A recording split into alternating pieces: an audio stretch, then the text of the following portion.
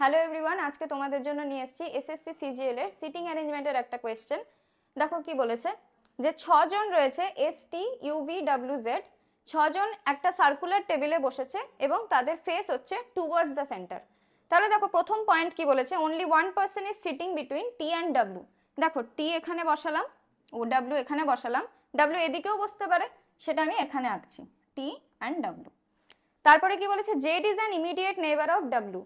তার মানে immediate neighbour মানে একদম ডাব্লুর পাশেই বসবে, এখানেও বসতে পারে এখানেও বসতে পারে।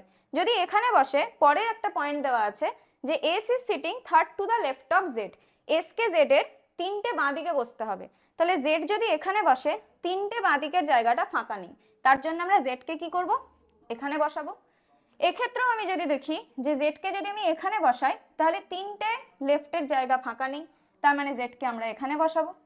পরের কথা কি বলেছে, বলেছে যে U is an immediate neighbour of W. U কে ডাব্লিউর ইমিডিয়েট নেইবার হতে হবে, তাহলে ইউ এখানে বসবে। এস বলেছিল কি third to the left of Z, তার মানে এস এখানে বসবে। এক্ষেত্রে ইউ কোথায় বসবে, এখানে। এস কোথায় বসবে, থার্ড টু দ্য লেফট, তার মানে এস বসবে এখানে। লাস্ট পয়েন্টিং হচ্ছে deciding, V is not sitting immediate left of T.